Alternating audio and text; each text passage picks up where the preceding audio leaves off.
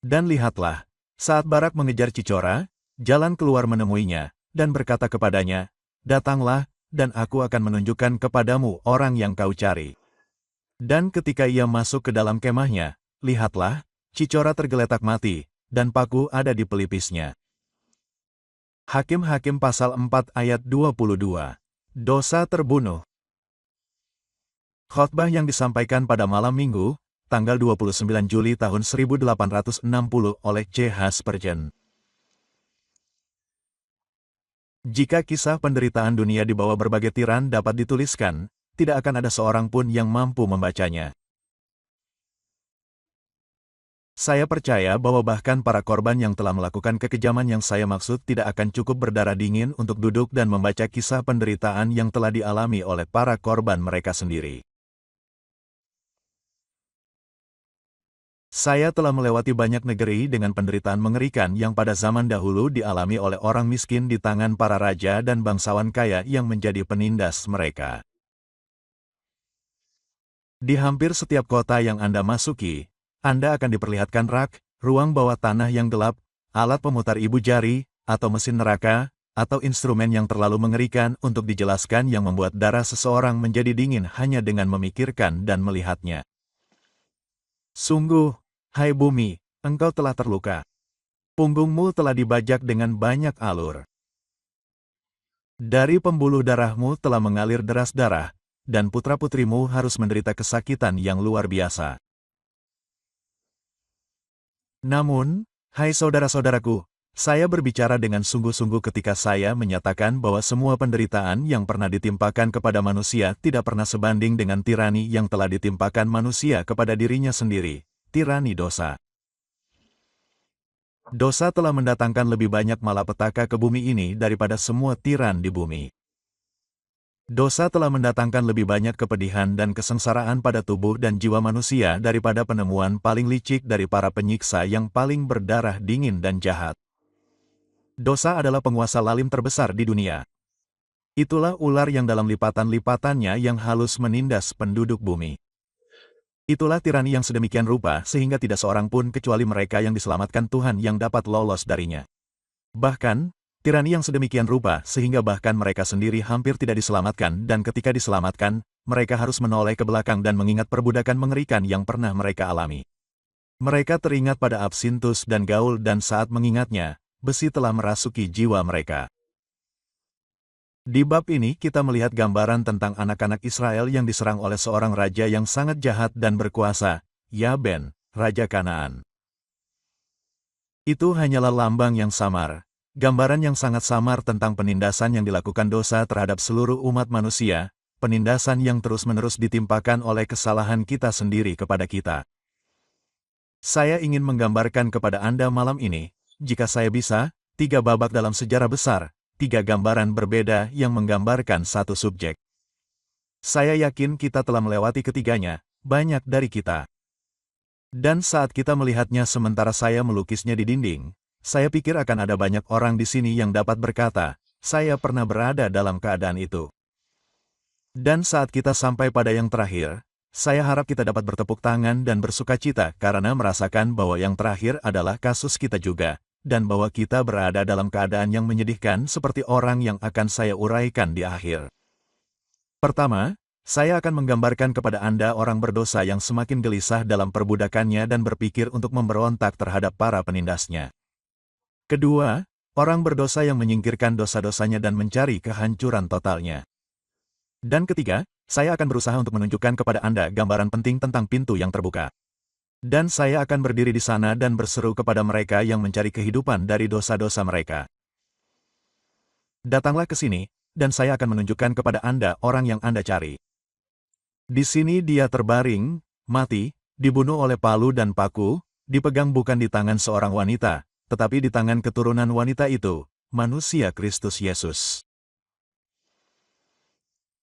Pertama-tama, mari kita coba bayangkan orang berdosa yang merasa tidak nyaman di bawah kuk dosa-dosanya dan merencanakan pemberontakan terhadap para penindasnya.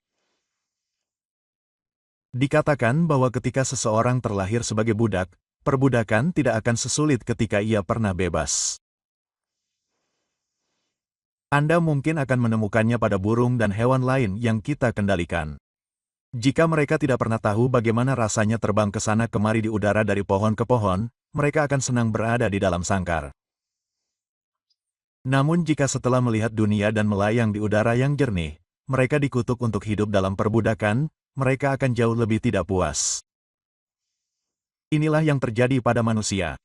Ia terlahir sebagai budak. Anak dalam buayan terlahir di bawah dosa, dan saat kita tumbuh dewasa, kita mengenakan belenggu dan hampir tidak tahu bahwa belenggu itu ada di sekitar kita.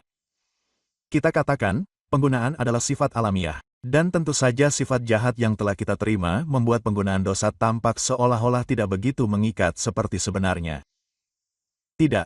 Sebagian orang telah terbiasa dengan ikatan mereka sehingga mereka hidup tanpa gagasan kebebasan sejati, namun menganggap diri mereka bebas. Hei! Mereka menggunakan nama kebebasan dan menyebut diri mereka sebagai kaum libertin, pemikir bebas, dan pelaku kebebasan, padahal mereka adalah budak yang paling buruk dan mungkin mendengar rantai mereka berderak jika mereka punya telinga untuk mendengar. Sampai roh Tuhan masuk ke dalam hati, begitu anehnya penggunaan alam. Kita hidup puas dalam rantai kita. Kita berjalan naik turun penjara bawah tanah dan berpikir kita bebas. Kita didorong oleh para mandor kita dan membayangkan bahwa kita bebas. Sekali biarkan roh Tuhan masuk ke dalam diri kita. Sekali biarkan firman kehidupan dan kebebasan bergema di telinga kita. Sekali biarkan Yehuwa Yesus berbicara dan kita mulai tidak puas dengan kondisi kita. Sekarang rantai itu membuat kita gelisah. Sekarang belenggu itu terasa terlalu kecil. Sekarang kita mendambakan langkah yang lebih luas daripada sebelumnya dan tidak puas untuk dibelenggu selamanya oleh nafsu yang penuh dosa.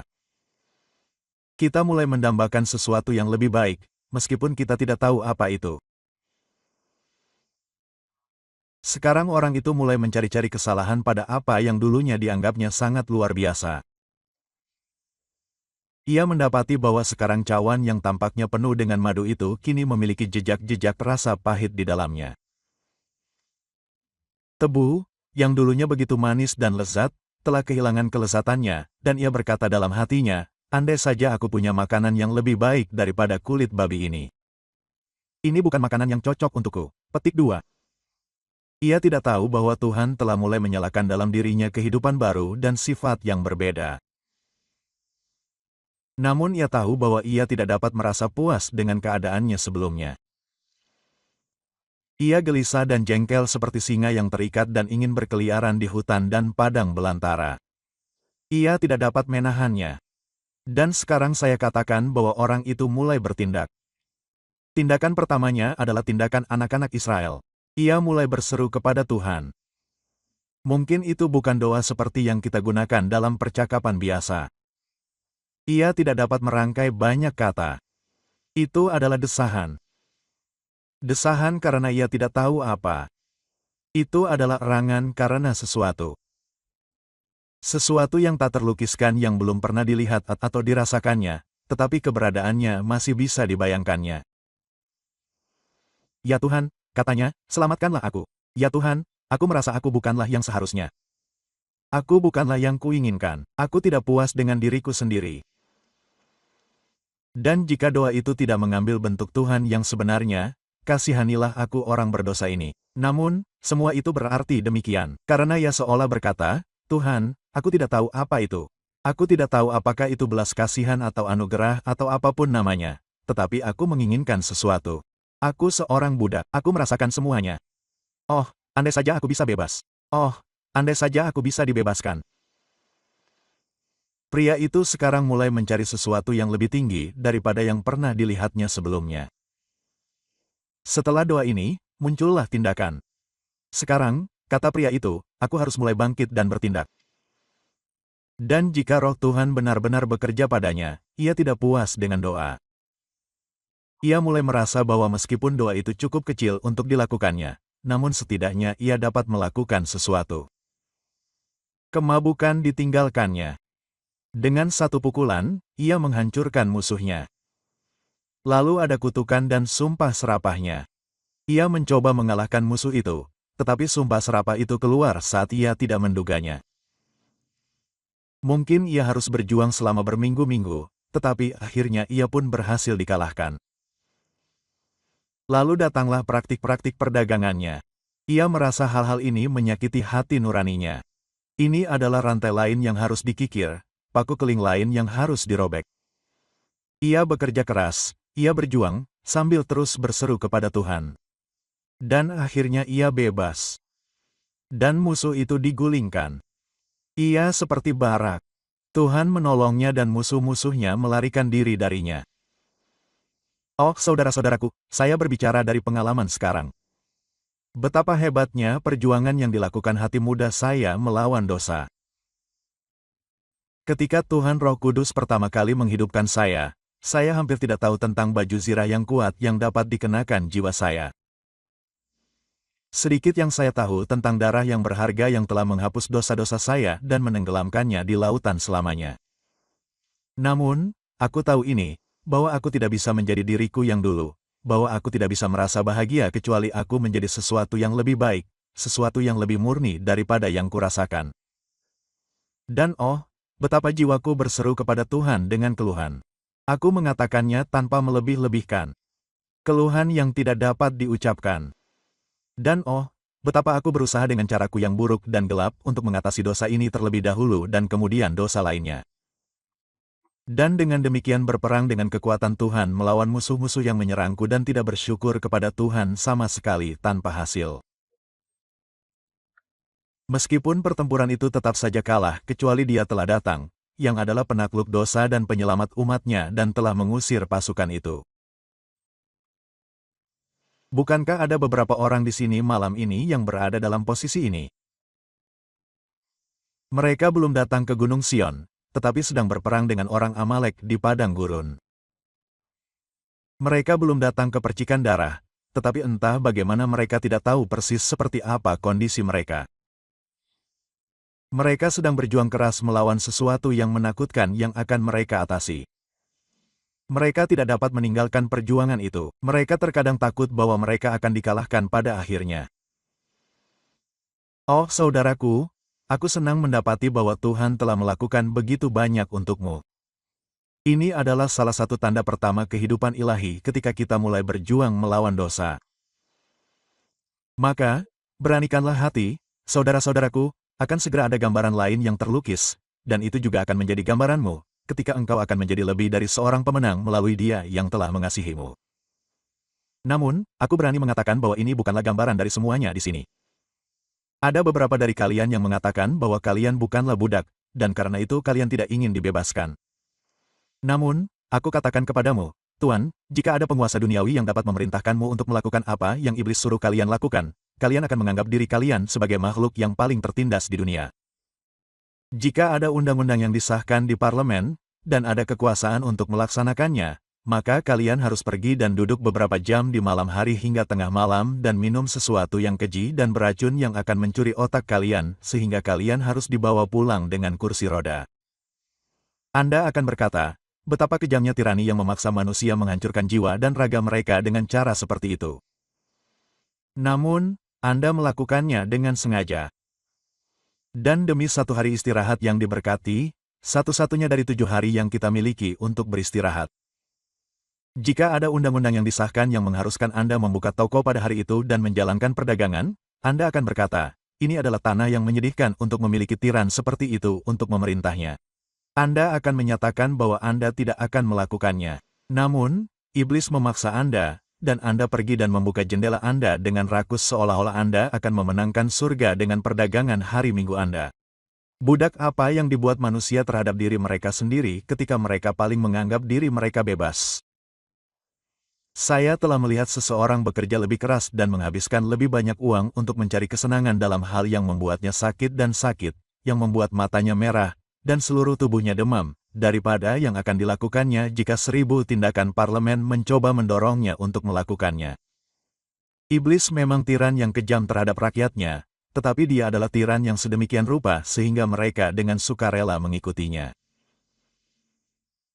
Ia memakukan rantainya pada mereka, dan sementara mereka mengira mereka pergi atas kemauan mereka sendiri, ia duduk sambil menyeringai sepanjang waktu, dan berpikir bagaimana, ketika tawa mereka akan berubah menjadi air mata yang paling pahit, mereka tidak akan tertipu pada hari yang mengerikan di mana api neraka akan membakar khayalan mereka, dan nyala api jurang akan menyebarkan kegelapan yang telah menyembunyikan kebenaran dari mata mereka.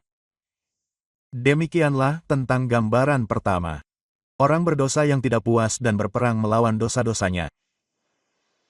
Dan sekarang kita memiliki gambaran kedua. Orang berdosa yang berperang melawan dosa-dosanya sendiri sebagian besar telah mengalahkannya dengan kasih karunia Tuhan. Namun ia merasa ketika ini dilakukan, itu tidak cukup, bahwa moralitas eksternal tidak akan menyelamatkan jiwa.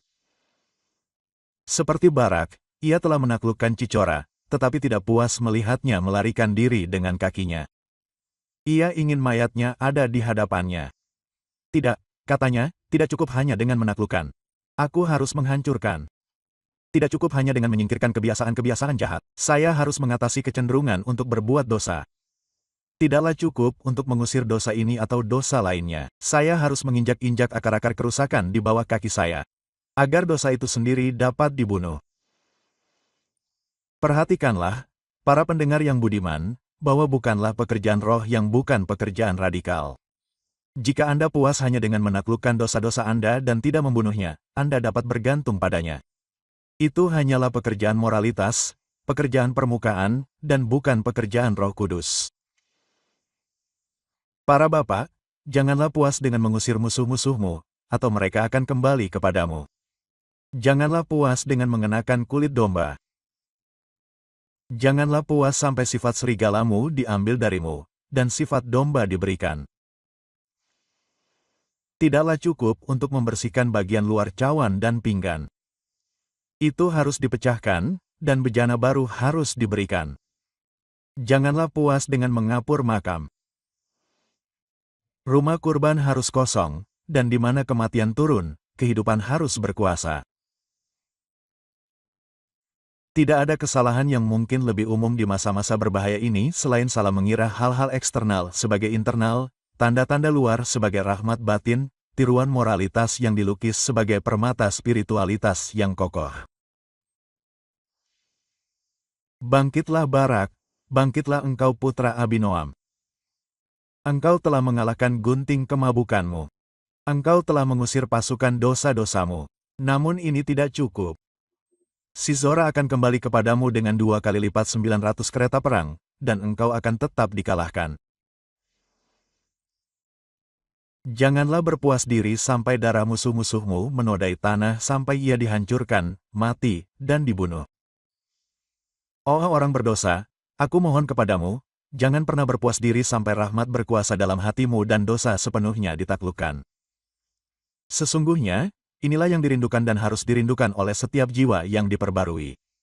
Jiwa yang baru juga tidak akan merasa puas sampai semua ini tercapai. Ada suatu masa ketika sebagian dari kita mengira kita akan membunuh dosa-dosa kita. Kami ingin membunuh mereka dan kami pikir kami akan menenggelamkan mereka dalam banjir penyesalan.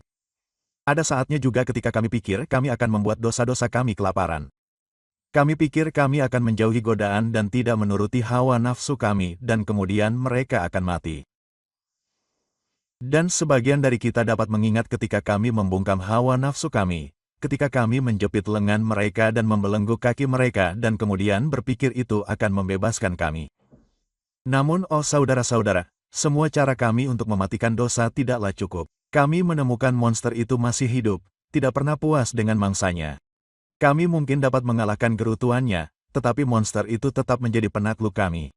Kami mungkin dapat menyingkirkan kebiasaan kami, tetapi sifat dosa masih ada di dalam diri kami, dan kami tidak dapat mengatasinya.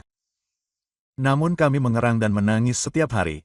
Oh, manusia celaka ini, siapakah yang akan melepaskan aku dari tubuh maut ini? Itu adalah tangisan yang biasa kami dengar bahkan sampai hari ini, dan yang tidak akan pernah berhenti kami ucapkan, sampai kami dapat mengatakan tentang dosa-dosa kami, dosa-dosa itu telah hilang. Dan tentang hakikat dosa itu sendiri, bahwa dosa itu telah dipadamkan, dan bahwa kita murni dan kudus, sama seperti ketika Adam pertama datang dari tangan pembuatnya. Baiklah, saya punya beberapa di sini, saya tidak ragu, yang seperti Barak, mengejar Sisera, tetapi yang pengecut. Anda berkata, dosa saya tidak akan pernah bisa diampuni. Dosa itu terlalu besar. Dosa itu harus luput dari saya. Dan bahkan jika dosa itu disingkirkan, dosa itu tidak akan pernah bisa diatasi. Saya adalah seorang pendosa yang sangat besar, seorang pendosa yang sangat jahat, seorang pendosa yang sangat jahat. Saya harus selalu seperti itu. Saya lahir dalam dosa dan saya tumbuh di dalamnya. Dan sebagaimana ranting ditekuk, pohon pun condong. Siapa yang dapat meluruskan pohon ek yang bengkok seperti saya? Dapatkah orang Ethiopia mengubah kulitnya atau macan tutul mengubah belangnya? Jika demikian, saya yang terbiasa melakukan kejahatan dapat belajar untuk berbuat baik. Anda mulai berpikir bahwa sungai mungkin lebih cepat mengalir ke atas bukit, daripada Anda dapat berlari kepada Tuhan dan kebenaran.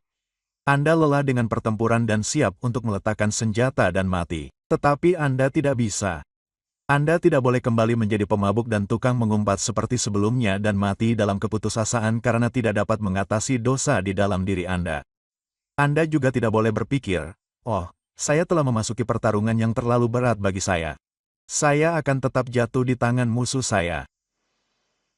Kemarilah, aku membawamu ke gambar ketiga. Hari ini aku berdiri di pintu, bukan di tenda, tetapi di makam. Dan saat aku berdiri di sini, aku berkata kepada orang berdosa yang ingin tahu bagaimana dosa-dosanya dapat dibunuh, bagaimana kerusakannya dapat dibunuh. Mari, dan aku akan menunjukkan kepadamu orang yang kau cari. Dan saat kau masuk, kau akan melihat dosa-dosamu tergeletak mati, dan paku-paku di pelipisnya. Orang berdosa, dosa yang kau takuti telah diampuni. Kau telah menangis terseduh-seduh di hadapan Tuhan, dan kau telah menyerahkan dirimu kepada Kristus, dan hanya kepada Kristus. Dalam nama Dia yang adalah Tuhan yang kekal, aku meyakinkanmu bahwa semua dosamu telah diampuni. Dari kitab kenangan Tuhan, dosa-dosa itu telah dihapuskan. Dosa-dosa itu telah hilang sebersih awan yang melayang di langit tahun lalu dan meneteskan air hujannya ke tanah. Dosa-dosamu telah hilang, semuanya. Dosa yang telah kau tangisi, dosa yang telah menyebabkan banyak air mata bagimu, telah hilang dan diampuni. Selanjutnya, debu engkau bertanya di manakah dosamu? Aku berkata kepadamu, dosamu telah hilang, sehingga tidak akan pernah dapat diingat kembali. Engkau telah diampuni sedemikian rupa sehingga dosa-dosamu tidak akan pernah dapat dibangkitkan. Paku itu tidak ditancapkan melalui tangan-tangan pendosamu, tetapi melalui pelipis-pelipisnya. Jika engkau hidup 2 kali 10.000 tahun, tidak ada dosa yang dapat dibebankan kepadamu lagi. Jikalau engkau percaya kepada Kristus Yesus, engkau tidak lagi mempunyai hati nurani akan dosa. Sejauh timur dari barat, demikian dijauhkannya pelanggaranmu daripadamu. Allah telah berfirman, dan berkata, "Tenanglah. Dosamu telah diampuni, dan itu telah terjadi." Tidak seorang pun dapat membatalkan hukuman itu. Ia telah melemparkan dosa-dosamu ke dalam kedalaman laut, dan dosa-dosa itu tidak akan pernah dapat ditemukan lagi. Lebih jauh lagi, hai orang berdosa, demi kedamaian dan penghiburanmu, dosa-dosamu tidak hanya diampuni dan dibunuh, sehingga dosa-dosa itu tidak dapat dihapuskan. Bangkitlah kembali, tetapi dosa-dosamu telah berhenti. Mayat mereka, seperti tubuh Musa, dibawa ke tempat yang tidak akan pernah dapat ditemukan. Lebih dari itu, dosa-dosa itu tidak ada lagi. Sekali lagi, hai anak Tuhan, tidak ada sedikit pun bayangan dosa yang tersisa. Siapakah yang akan menggugat orang-orang pilihan Tuhan, apalagi membuktikannya terhadap mereka? Anjing manakah yang dapat mengibaskan lidahnya untuk menuduh? Apalagi saksi manakah yang dapat bangkit untuk menghukum? Allah telah membenarkan engkau, hai orang berdosa, jikalau engkau percaya, dan jikalau engkau dibenarkan demikian, maka engkau akan diterima di hadapan Allah, seolah-olah engkau tidak pernah berdosa. Seandainya hidupmu tidak bercela dan jalanmu kudus bahkan sampai kepada kesempurnaan, engkau tidak akan lebih murni di mata keadilan ilahi daripada malam ini. Jika imanmu terpaku pada salib Kristus tepat di otak segala dosamu, Palu telah menancapkan paku kasih karunia Kristus. Tombak yang menusuk hati juru selamat menusuk hatimu. Kejahatan. Kuburan tempat ia dikuburkan adalah makam dari semua dosamu.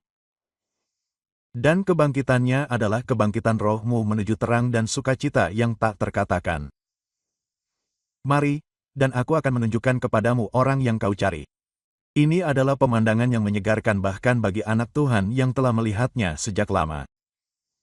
Dan akan selalu menjadi hal yang serius bagi kita untuk merenungkan dosa tersebut. Itu pasti selalu menjadi tontonan yang mengerikan.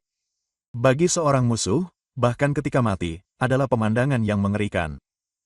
Kepala Goliat, meskipun membuat senyuman ketika dipenggal, namun merupakan kepala monster yang mengerikan. Dan ia adalah monster bahkan ketika ia terbunuh. Tuhan melarang kita untuk bermegah dalam dosa, tetapi itu adalah tema sukacita bagi seorang Kristen ketika ia dapat melihat dosa-dosanya tenggelam dalam darah Yesus, terjun seperti di lautan tanpa selendang, hilang seperti dalam kebesaran.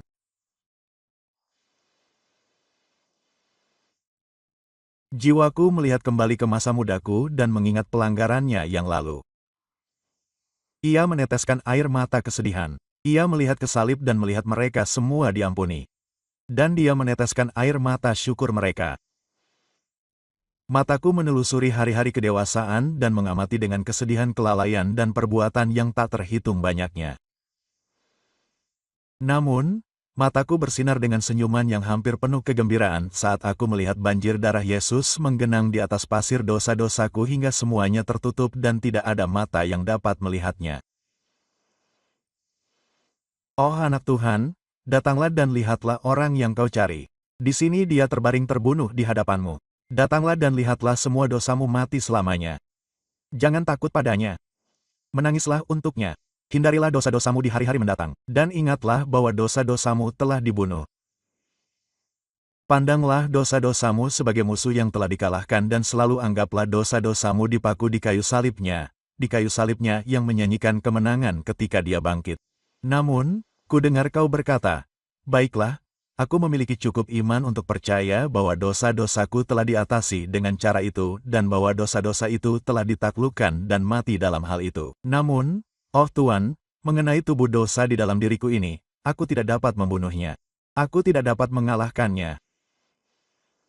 Sekarang ketika kita memulai kehidupan ilahi, kita percaya bahwa kita akan menyingkirkan Adam lama kita sepenuhnya. Saya tahu sebagian besar dari Anda memiliki anggapan ketika Anda pertama kali memulai perjalanan ziarah bahwa segera setelah Anda menerima kasih karunia, kebejatan akan disingkirkan. Apakah Anda merasa demikian, saudara-saudara? Saya pernah mendengar beberapa pendeta menertawakan teori dua kodrat. Saya tidak pernah menjawab mereka, karena saya berani mengatakan mereka tidak akan memahami saya jika saya mencoba eksperimen itu. Tetapi satu hal yang saya tahu, bahwa teori dua kodrat dalam diri seorang Kristen bukanlah teori bagi saya, tetapi kebenaran yang terbukti setiap hari. Saya tidak dapat mengatakan dengan Ralph Erskine bahwa kebaikan dan kejahatan sama-sama condong dan keduanya adalah iblis dan orang suci. Tetapi jika itu bukan kebenaran, itu sangat dekat dengannya. Itu bersebelahan dengannya. Dan sementara di satu sisi saya dapat melihat dosa binasa di dalam diri. Di sisi lain, saya tidak dapat gagal melihat perjuangan yang harus dilakukan jiwa saya melawannya, dan peperangan serta pertikaian sehari-hari yang pasti terjadi. Saya tahu bahwa kasih karunia adalah prinsip yang lebih kuat, dan pada akhirnya kasih karunia itu harus menang. Namun, ada kalanya manusia lama tampaknya sedikit lebih unggul. Ismaek menang, dan Ishak terlempar ke tanah. Meskipun demikian, saya tahu bahwa Ishak memiliki janji, dan Ismaek harus diusir.